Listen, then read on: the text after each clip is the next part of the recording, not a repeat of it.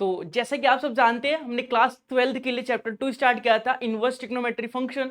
हमने पिछली वीडियो में कुछ की पॉइंट्स पढ़े थे कि ट्रिग्नोमेट्री फंक्शन को कैसे सॉल्व किया जाता है, क्या क्या की पॉइंट यूज करके, क्या क्या फैक्ट्स यूज करके हम उसे सॉल्व कर सकते हैं, अपनी प्रॉब्लम्स का सॉल्यूशन निकाल सकते हैं। तो चलिए आज उसी को आगे बढ़ाते हुए 2.1 एक्सरसाइज को कंप्लीट करते हैं, देखते हैं कि किस प्रकार के प्रॉब्लम्स हैं और किस प्रकार हम उन्हें सॉल्व कर सकते हैं की पॉइंट की हेल्प से। तो बहुत ही शानदार वीडियो होने वाली है, एंड तक जरूर देखिएगा, आप बहुत ही कुछ नया सीखने को मिलेगा आप लोगों को और कुछ अच्छा सीखेंगे और आपकी नॉलेज भी इंप्रूव होगी। तो चलिए शुरू करते हैं।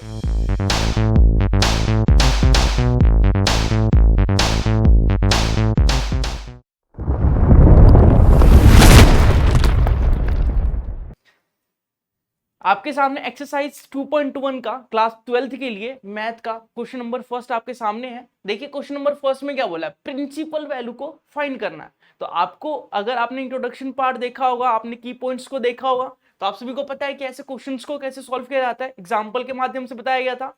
आपको एक चीज का ध्यान रखना है कि जो डिग्रीज में एंगल्स होती है, हमारी एंगल जो डिग्रीज में होती है उसे रेडियन में कैसे बदला जाता है, या फिर रेडियन में एंगल याद रखनी है तो मैं एंगल लिख देता हूं, वो रेडियन में याद रखिएगा। तो बेसिकली अगर हम 30 डिग्री की बात करें तो 30 डिग्री को हम π/6 से डिनोट करते हैं, ठीक है, रेडियन में हम π/6 बोलते हैं। अगर हम 45 की बात करें तो ये हो जाता है हमारा कितना 4। अगर 60 की बात करें तो ये हो जाता है हमारा π/3। अगर हम 90 की बात करें तो ये हो जाता है हमारा π/2। बस आपको ये चार चीजें याद रखनी है, इस चैप्टर में काफी यूज होने वाली है और चार चीज काफी आसान है। आप लोगों ने क्लास 11th में भी पढ़ा होगा कि डिग्री को रेडियन में कैसे कन्वर्ट किया जाता है। अगर आपको नहीं आता तो कोई बात नहीं है, चार चीजें याद रखिए, काम हो जाएगा। आपको ज्यादा टेंशन लेने की जरूरत नहीं है, ज्यादा ध्यान देने की जरूरत नहीं है, बस ये चार चीजें याद रखनी है, ठीक है। तो देखिए पहला क्वेश्चन क्या बोला है, पहले क्वेश्चन में बोला है कि साइन इनवर्स आपको पता है कि ये जो पावर -1 होती है इसे इनवर्स कहा जाता है, और इनवर्स कैसे आता है ये बताया गया था आप लोगों को।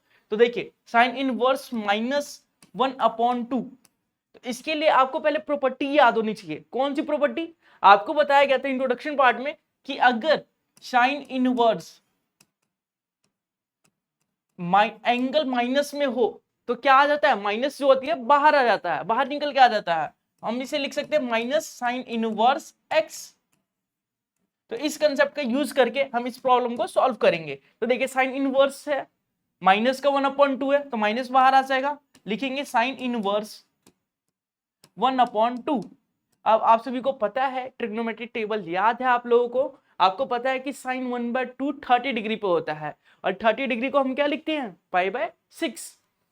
तो यहां पे लिख देंगे साइन इनवर्स साइन π/6।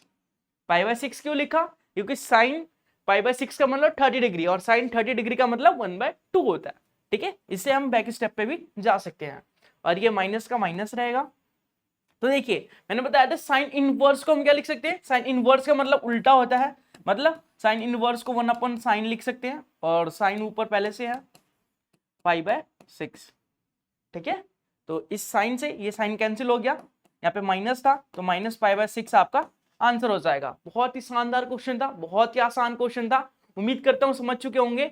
अगर आपको ये स्टेप नहीं करना तो आप डायरेक्ट यहां से देखिए साइन इनवर्स से साइन कैंसिल कर सकते हैं, सीधा लिख सकते हैं π/6, और ये माइनस था तो माइनस, कैसे भी कर सकते हैं, आपकी मर्जी। बहुत ही शानदार क्वेश्चन था। चलिए आगे बढ़ते हैं, अगला क्वेश्चन देख लेते हैं। अगला क्वेश्चन कमेंट करके जल्दी से आंसर बताइए क्या हो सकता है इसका। बहुत ही शानदार क्वेश्चन है, देखिए इसे कैसे सॉल्व करेंगे। देखिए आपके पास है cos इनवर्स √3/2। अच्छा √3/2 कहां पे होता है, cos किस एंगल पे √3/2 होता है? तो आप लोग बोलेंगे कि सर √3/2 जो होता है वो 60 डिग्री पे होता है, cos 60 की वैल्यू होती है। और हमने अभी बताया था आप लोगों को कि cos 60 को हम π/3 से डिनोट करते हैं, किसी भी एंगल को 60 डिग्री के एंगल को π/3 से डिनोट करते हैं। तो यहां पे लिख सकते हैं cos इनवर्स cos π/6, और इन दोनों को कंपेयर करेंगे तो ये कट जाएगा। देखिए कैसे, cos इनवर्स को 1/cos लिख सकते हैं, और ये cos पहले से ही था π/6, तो इससे ये कैंसिल हो गया, आंसर आ गया हमारा π/6। बहुत ही शानदार क्वेश्चन है। ऐसे क्वेश्चन एग्जाम में काफी देखने को मिलते हैं, 1-1 मार्क्स के एमसीक्यू क्वेश्चन में। तो आपके एक भी नंबर नहीं कटने चाहिए ऐसे एग्जाम्पल, ऐसे क्वेश्चंस में एग्जाम में। तो उम्मीद करता हूं आपको समझ में आ रहा होगा। चलिए आगे बढ़ते हैं, अगला क्वेश्चन देख लेते हैं। Question number 3। क्वेश्चन नंबर 3 भी कुछ इसी प्रकार से करना है। आप मुझे करके जल्दी से बताइए क्वेश्चन नंबर 3 का सॉल्यूशन कैसे कर सकते हैं हम सॉल्व इसे। क्वेश्चन नंबर 3 का सॉल्यूशन क्या होगा, जल्दी से कमेंट करके बताइए। देखिए सेम वही स्टेप्स करेंगे। कॉसेक इनवर्स है हमारे पास, कॉसेक इनवर्स 2 है, ठीक है, कॉसेक इनवर्स 2 है हमारे पास। तो हम देखेंगे कि कॉसेक 2 कब आता है, कॉसेक का कौन सा एंगल है जिसपे 2 आता है, और 2 वैल्यू होती है उसकी। तो कॉसेक का याद नहीं है तो कोई बात नहीं, आपको साइन का तो याद है ना। और कॉसेक क्या होता है, कॉसेक इक्वल टू 1/sin होता है। तो कॉसेक का अगर साइन का याद है तो कॉसेक का अपने आप हो जाएगा, रेसिप्रोकल कर देंगे। तो साइन साइन 1/2 किस पे होता है, साइन 1/2 होता है 30 डिग्री पे। तो 1/2 का अगर रेसिप्रोकल करेंगे तो 2 ही तो आएगा ना। तो कॉसेक 2 किस पे हो जाएगा, 30 डिग्री पे। तो इसको लिख सकते हैं हम cosec inverse cosec 30 degree, 30 degree को लिखते हैं हम π/6। तो यह आ जाएगा π/6। कंपेयर करेंगे कॉसेक इनवर्स को 1/cosec लिखेंगे और ये कॉसेक हो जाएगा, ये हो जाएगा π/6। कॉसेक से कॉसेक कैंसिल हो गया, हमारा आंसर आया π/6। बहुत ही शानदार क्वेश्चन है। आपने नोटिस किया होगा कि π/6 पिछले वाले क्वेश्चन में भी था, उससे पिछले वाले क्वेश्चन में भी -π/6 था। ये मैं क्वेश्चन खुद से सेट करके नहीं लाया, ये एनसीईआरटी के क्वेश्चन है। एनसीईआरटी में इसी प्रकार के क्वेश्चन दिए गए हैं। तो आप सोच सकते हैं कितने इजी क्वेश्चन है एनसीईआरटी में, और आपके नंबर यहीं से बढ़ सकते हैं एग्जाम में, और परसेंटेज जो आपके इंक्रीज हो सकती है इसी चैप्टर से। काफी इंपॉर्टेंट चैप्टर है, अभी तो बस शुरुआत है, देखते जाइए। ये एक्सरसाइज काफी आसान है ताकि बच्चों को मुश्किल ना लगे। चलिए आगे बढ़ते हैं क्वेश्चन नंबर 4 की तरफ। tan इनवर्स -√3 है, tan इनवर्स -√3 है। तो इसको कैसे लिख सकते हैं, देखिए पहले आपको फॉर्मूला याद होना चाहिए आइडेंटिटी कि tan इनवर्स -x को हम क्या लिखते हैं, तो tan इनवर्स -x को -tan इनवर्स x लिख देते हैं हम। ये अगर आपको क्लियर है तो आप इजीली इसे सॉल्व कर सकते हैं। देखिए कैसे, tan इनवर्स है हमारे पास, tan इनवर्स है -√3 है, ओके। तो tan इनवर्स और -√3 है हमारे पास, ठीक है। तो हमें पता है कि अगर एंगल नेगेटिव होता है इनवर्स में, tan के एंगल नेगेटिव होता है तो नेगेटिव साइन बाहर आ जाती है। जैसे यहाँ पे हम देख रहे हैं कि अगर -x था तो माइनस बाहर आ गया और x tan के साथ आ गया, तो हम माइनस बाहर ले लेते हैं, ये आ जाएगा tan इनवर्स √3, ठीक है। अच्छा ठीक है, हमने देख लिया ये। अब हमें पता है कि tan इनवर्स या tan किस पे √3 होता है, कौन से एंगल पे √3 होता है, तो आप सभी को पता है tan 60 पे √3 होता है। तो हम लिख सकते हैं इसे tan 60, tan इनवर्स tan 60, और 60 को हम π/3 से डिनोट करते हैं। अब फिर से देखिए tan इनवर्स को 1/10 लिखेंगे और इसको tan π/6 सॉरी π/3, 10 से 10 कैंसिल हो गया, ये आ गया हमारा आंसर -π/3। तो उम्मीद करता हूं आप समझ चुके होंगे, बहुत ही शानदार क्वेश्चन था। देखिए सेकंड्स में आंसर निकल रहे हैं इससे, इस पे आप टाइम भी सेव कर सकते हैं। तो चलिए अगला क्वेश्चन देख लेते हैं, क्वेश्चन नंबर 5 की तरफ। क्वेश्चन नंबर 5 में वही कंसेप्ट यूज होगा, आप बताइए क्या आएगा इसका आंसर, ठीक है। बहुत ही आसान है देखिए, लेकिन आपको ये पता होना चाहिए कि cos इनवर्स अगर -x है तो उसके लिए हमारे पास आइडेंटिटी क्या होती है, फॉर्मूला क्या होता है, अगर वो याद है तो आप इजीली कर सकते हैं इसे। चलिए मैं बता ही देता हूं आप लोगों को। जो cos इनवर्स -x होता है, तो cos इनवर्स के केस में हम -cos इनवर्स x नहीं लिख सकते, तो ये हो जाता है हमारा pi minus cos inverse x। मतलब कुछ भी होगा उस पाई में से माइनस करना उस एंगल को, ठीक है।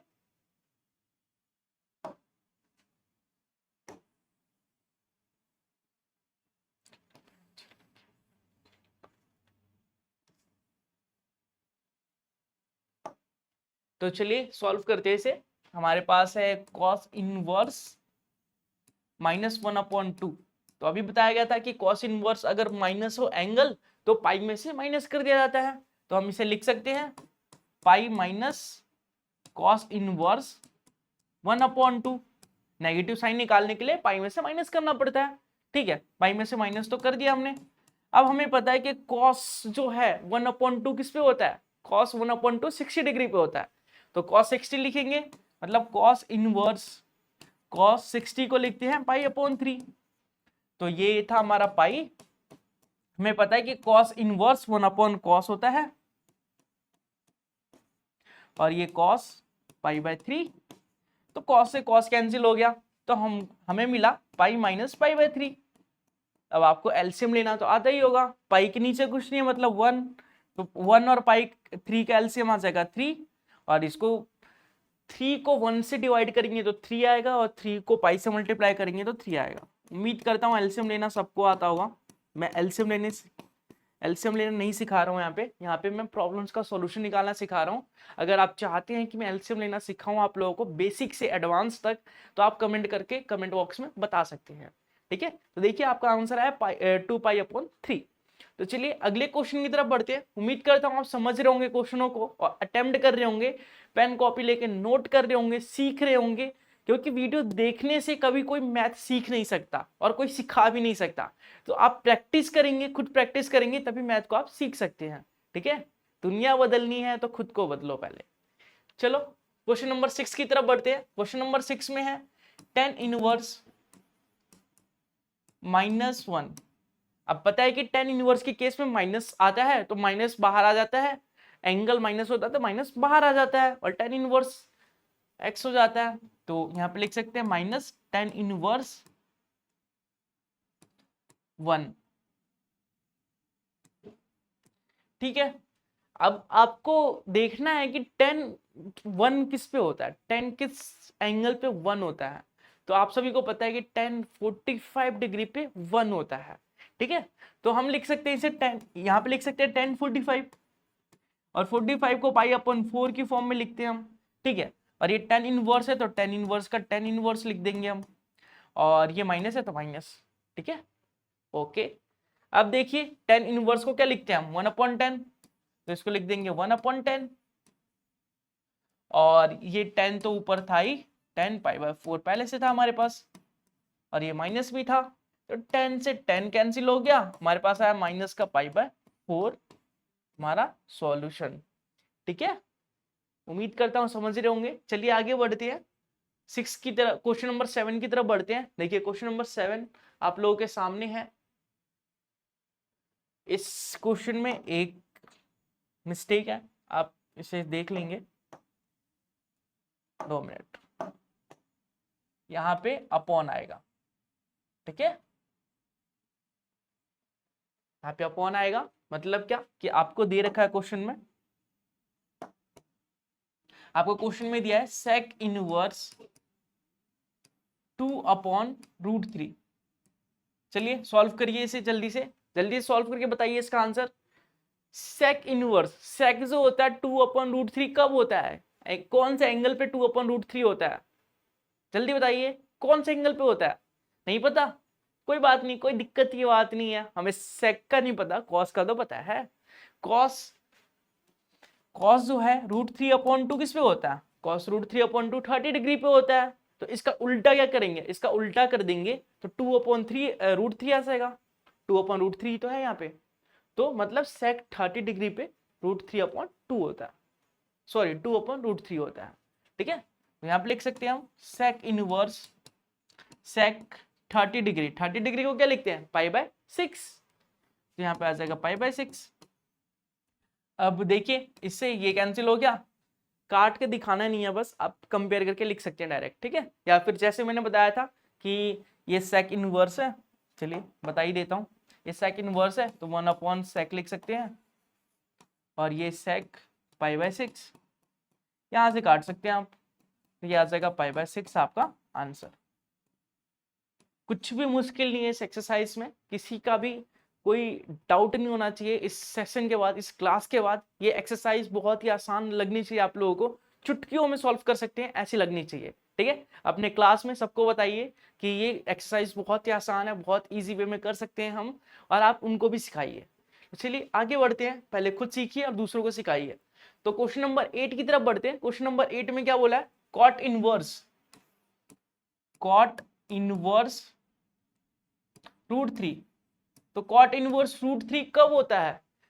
पहली बात, कॉट रूट थ्री कब होता है? टेन का उल्टा कॉट होता है। टेन अगर 1/√3 होगा तो उसका उल्टा करेंगे तो रूट थ्री आ जाएगा।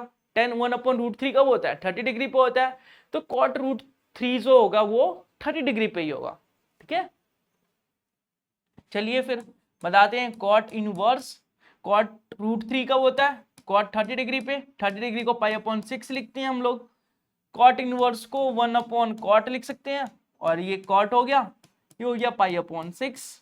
तो कॉट से कॉट कैंसिल हो गया, ये बचा पाई/6। ठीक है, तो इसे इजीली हम कर सकते हैं, इजी वे में आंसर निकाल सकते हैं। कुछ नहीं, 2 स्टेप है, आंसर आ गया 1 नंबर फ्री का। ठीक है, क्या बोल रहे हो, फ्री का कुछ नहीं होता? अरे ऐसे क्वेश्चन फ्री के ही होते हैं, अगर ऐसे भी गलत कर दिए तो अपने आप से कुछ उम्मीद नहीं रख सकते तुम लोग, क्योंकि ऐसे क्वेश्चनों में गलत होने की चांस होते ही नहीं है। प्रोबेबिलिटी पड़ी है ना, 0% प्रोबेबिलिटी होती है। ठीक है, इम्पॉसिबल सा लगता है कि ऐसे क्वेश्चन गलत हो जाए किसी से, और गलत हो गया तो वो चमत्कार ही है, महान लोग हैं। चलिए क्वेश्चन नंबर 9 की तरफ बढ़ते हैं। Cos inverse -1/√2। देखिए कॉस की प्रॉपर्टी में क्या होती है, कॉस की प्रॉपर्टी में नेगेटिव साइन को निकालने के लिए हम पाई का यूज करते हैं। ठीक है, अगर मान लीजिए आपके सामने नेगेटिव साइन है, यहाँ पे लिखेंगे कॉस इनवर्स -x, तो ये आ जाएगा हमारा पाई माइनस कॉस इनवर्स x। इसको नेगेटिव साइन को निकालने के लिए, हम नेगेटिव साइन को हटाने के लिए, एलिमिनेट करने के लिए पाई लिखते हैं बाहर। ठीक है, पाई में से माइनस कर देते हैं, तो इसी को यहाँ पे यूज करेंगे, यहाँ पे लिखेंगे, फिर उसी स्टेप को यूज करेंगे, पाई माइनस कॉस इनवर्स कॉस। अब 1/√2 कब होता है? कॉस 45 पे होता है। ठीक है, आप मुझे कमेंट करके बताइए कि कॉस और टेन किस एंगल पे बराबर होता है, सॉरी कॉस और साइन किस एंगल पे बराबर होता है, जल्दी से मुझे कमेंट करके बताइए। ये हो जाएगा हमारा पाई/4, 45 डिग्री। ठीक है, ये हो जाएगा कॉस इनवर्स कॉस पाई/4, तो इससे हमारा डायरेक्ट आंसर आ जाएगा पाई/4। यहां से हम एलसीएम लेंगे तो एलसीएम आ जाएगा 4, यहाँ पे आ जाएगा सॉरी 4 पाई माइनस पाई, तो ये आ जाएगा 3 पाई/4। तो मैंने आपसे क्वेश्चन पूछा था कि कॉस और साइन किस एंगल पे बराबर होते हैं, तो आप सभी को याद होगा, ध्यान होगा, आप लोगों में से कई लोगों ने बता भी दिया होगा कि कॉस और साइन 45 डिग्री पे बराबर होते हैं। 45 डिग्री पे कॉस की वैल्यू जो होती है 1/√2 होती है, और साइन की भी वैल्यू 1/√2 होती है। तो आपको टेबल तो जरूर से याद करनी है, टिप्स पे याद हो जाने चाहिए। अगर मैंने बोला cos 60 क्या है तो डायरेक्ट आप आंसर बताएंगे, सोचने की जरूरत ना होनी चाहिए, ऐसे याद होनी चाहिए। ठीक है, चलिए क्वेश्चन नंबर 10 की तरफ बढ़ते हैं। क्वेश्चन नंबर 10 में क्या बोला है, कॉसेक इनवर्स -√2। तो कॉसेक के लिए कंसेप्ट कौन सा यूज होता है? माइनस का यूज नहीं होता ना। देखिए कॉसेक इनवर्स अगर -x है तो इसको हम लिख सकते हैं माइनस कॉसेक इनवर्स x। पाई का यूज नहीं करते कॉसेक में, मैंने बताया था आपको कि साइन कॉसेक और टेन में पाई का यूज नहीं होता, बाकी कॉस सेक और कॉट में पाई का यूज किया जाता है। ठीक है, तो चलिए यूज करते हैं इसे। कॉसेक इनवर्स -√2, अगर माइनस को हम निकालना चाहे तो लिख सकते हैं माइनस कॉसेक इनवर्स √2, और यह आ जाएगा माइनस कॉसेक इनवर्स। कॉसेक √2 कब होता है? आपको पता है कि साइन जो होता है 1/√2 45 पे होता है, तो उसका उल्टा कर देंगे। 1/√2 का उल्टा क्या होता है? √2 होता है। तो √2 मतलब कॉसेक इनवर्स, कॉसेक √2 कब होगा? पाई/4 पे। तो देखिए कॉसेक इनवर्स है तो 1/cosec लिख सकते हैं इसे, और ये कॉसेक है तो कॉसेक लिख सकते हैं पाई/4। कॉसेक से कॉसेक कैंसिल हो गया, ये आ गया -पाई/4। ठीक है, -पाई/4 हमारा जो है आंसर आ गया। ठीक है, समझ में आ रहा है ना?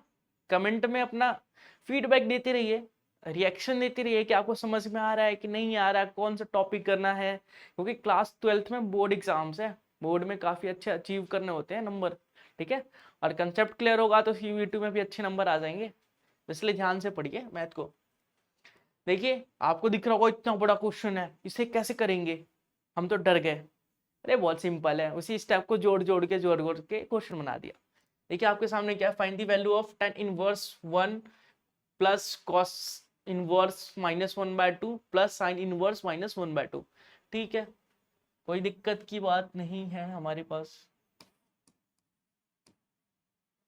tan इनवर्स, इस क्वेश्चन को हम दो तरीके से कर सकते हैं, ठीक है, दो तरीके से मैं करके बताऊंगा आप लोगों को इस क्वेश्चन को। तो चलिए पहले तरीके से देख लेते हैं।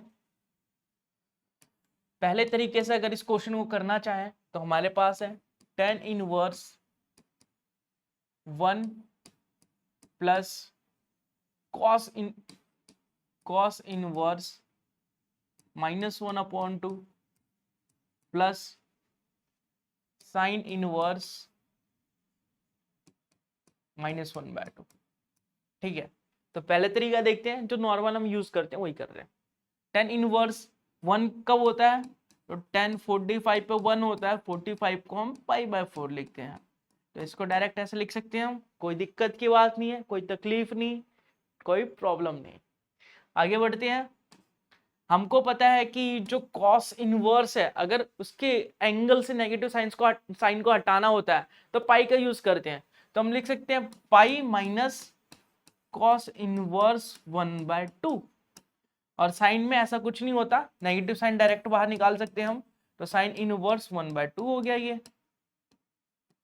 ठीक है, चलिए अब इसे सॉल्व करते हैं। ये आ जाएगा हमारा π/4, बट ये हमें पता है पाई माइनस ये हमारा जो होता है कॉस इनवर्स 1/2। कॉस 1/2 कहाँ पे होता है, कॉस 1/2 होता है 60 डिग्री पे, ठीक है, 60 पे होता है ना, इसे हम π/3 लिखते हैं। तो कॉस इनवर्स कॉस π/3, ये आ जाएगा 1/2 कब होता है, साइन 1/2 30 पे होता है, तो साइन इनवर्स साइन π/6। चलिए इसे सॉल्व कर लेते हैं। ये आ जाएगा π/4, ये आ जाएगा पाई, ये आ जाएगा π/3, ये आ जाएगा π/6। ठीक है, अब इसे सॉल्व करेंगे तो एलसीएम ले लेते हैं डायरेक्ट। एलसीएम आ जाएगा हमारा 12, ठीक है, तो 4 तिया 12 मतलब 3 आ जाएगा, 3 पाई प्लस 12 एकम 12, 12 पाई माइनस 4 तिया 12, 6 दूनी 12, ऐसा कुछ आ जाएगा। इसे सॉल्व करेंगे तो देखिए 4 है और 3 और 2 5, 5 में से 4 गए, कितने बचते हैं, 5 में से 4 गए, कितने बचते हैं बताइए जल्दी, एक बचता है ना, और ये 12 1 13, तो 13 π/12 आ गया हमारा आंसर। ठीक है, अब दूसरे मेथड से भी कर लेते हैं, दूसरे तरीके से भी हम कर लेते हैं। देखिए दूसरे तरीके से करना सिखाता हूँ आपको मैं। हमने सीखा था कि किसी भी आइडेंटिटी को, इनवर्स का आइडेंटिटी क्या होती है, किसी भी इनवर्स ट्रिग्नोमेट्रिक फंक्शन की आइडेंटिटी क्या होती है। मान लीजिए हमारे पास है sine inverse x plus cos inverse x equal to π/2। ऐसी हमें पता है कि tan inverse x plus cot inverse x 1/2 होता है। हमें पता है कि अब क्या बचा हमारे पास, सेक और cosec inverse x plus sec inverse x जो होता है वो होता है π/2। तो इस कंसेप्ट का यूज करेंगे।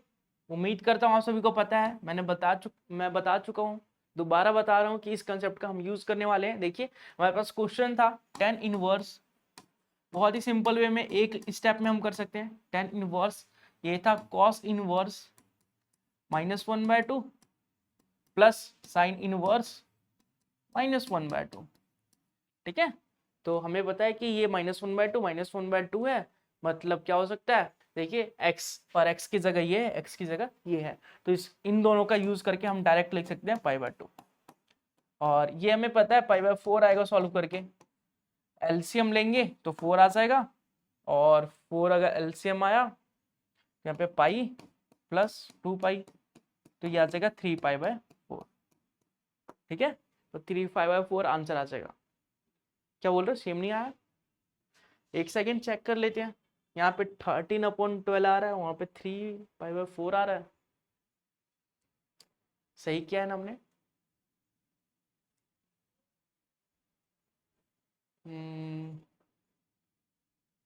π/4 लिख लिया हमने इसे। ठीक है, पाई माइनस, ठीक है, तो ये आ जाएगा आपका। ठीक है, और ये था π/6। ठीक है, तो 12 ले लिया, 4 थिया 12, 12 एकम 12, 3 चौक 12, और शिट शिट शिट, यहाँ पे हमने साइन चेंज नहीं किया। देखिए यहाँ पे माइनस था ना, तो यहाँ पे माइनस आएगा π/6, तो यहाँ पे माइनस का 2 आ जाएगा, ना कि प्लस का। यहाँ पे माइनस का 2 पाई आ जाएगा, माइनस का 2 पाई आ जाएगा। तो यहाँ पे साइन में गड़बड़ हो गई थी। देखिए 4 और 2 6, माइनस का 6, 12 में से 6 क्या कितने बचते हैं? 6 बचते हैं, 6 और 3 9, 9π/12 आ रहा है। तो 3 से काटेंगे, 3 3 ज़ा 9, 3 4 ज़ा 12, तो 3π/4 आ जाएगा आपका आंसर। तो कैसे भी कर सकते हैं आप। देखिए इसमें काफ़ी लंबा हुआ, समय भी ज़्यादा लगा, और थोड़ी मिस्टेक भी हो गई माइनस और प्लस के साइन की वजह से। तो आप डायरेक्ट जो अभी बताया गया था, ये जो अभी बताया गया था, आप डायरेक्ट इसका यूज करके डायरेक्ट एक स्टेप में आंसर निकाल सकते हैं। देखिए, और वो भी एक्यूरेट आंसर। ठीक है, तो चलिए आगे बढ़ते हैं, देखते हैं और कोई क्वेश्चन है क्या हमारे पास।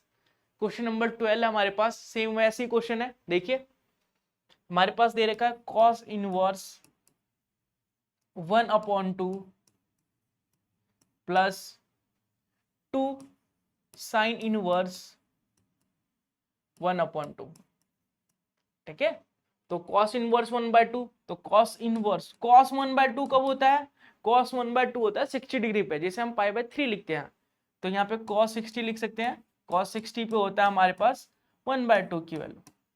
तो आगे बढ़ते हैं, ये 2 हो जाएगा। अच्छा, साइन इनवर्स 1/2, साइन 1/2 कब होता है? साइन 1/2 कब होता है? 30 डिग्री पे, जैसे हम π/6 लिखते हैं। ओके, यहां से कंपेयर करेंगे तो π/3 आ जाएगा, यहां से कंपेयर करेंगे तो पहले 2 का 2, और यहां से कंपेयर करेंगे तो π/6 आ जाएगा। इसे कैंसिल करेंगे तो π/3 प्लस π/3, इसको लिख सकते हैं हम 2π/3। देखिए कितना सिंपल है, इतना सिंपल सा क्वेश्चन था। ठीक है, उम्मीद करता हूं आप समझ चुके होंगे, और इसे ऐसे लिख सकते हैं आंसर। ठीक है, जब मैथ में हम किसी प्रॉब्लम को सॉल्व करते हैं और आंसर आ जाता है, कितनी खुशी होती है ना, उस खुशी को एक्सप्रेस नहीं कर सकते। कर सकते हैं क्या? कभी ट्राई करके देखिएगा, कोई क्वेश्चन करके ट्राई कीजिएगा, और बहुत ही डिफिकल्ट लग रहा होगा, लेकिन आप ट्राई करेंगे तो अगर हो जाएगा वो, तो आपको इतनी खुशी होगी, इतनी खुशी होगी जैसे आपने कोई जंग जीत लिया हो, आपने कोई युद्ध जीत लिया हो। ठीक है, चलिए 13 क्वेश्चन की तरफ बढ़ते हैं। 13 क्वेश्चन में तो कुछ करना ही नहीं है, जिसने इंट्रोडक्शन पार्ट देखा होगा वो डायरेक्ट आंसर टिक करके आगे बढ़ जाएगा। ठीक है, सोचने की भी बात नहीं है, क्योंकि मैंने आपको रेंज बताया था साइन इनवर्स एक्स का। साइन इनवर्स का रेंज होता है हमारे पास, साइन इनवर्स का डोमेन होता है हमारे पास, डोमेन होता है हमारे पास -1 to 1, और जो इसका रेंज होता है वो हो जाता है हमारे पास -π/2, क्लोज इंटरवल -π/2 से π/2।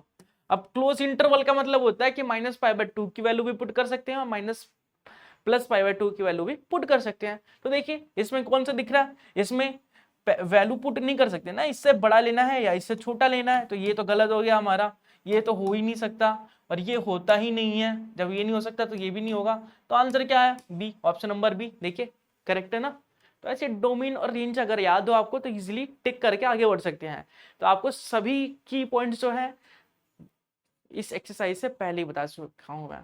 इस एक्सरसाइज से पहले ही बताया जा चुका है, तो आप कृपया करके उस वीडियो को पहले देखिए और फिर इस पे आइए, ताकि आपके जो बेसिक्स है, जो न्यू है, कभी भी बिल्डिंग को बनाते हैं तो न्यू बनाते हैं जिससे कि बिल्डिंग मजबूत हो, तो अपनी बेस को मजबूत कीजिए, कंसेप्ट को जानिए, क्योंकि कंसेप्ट इज द किंग।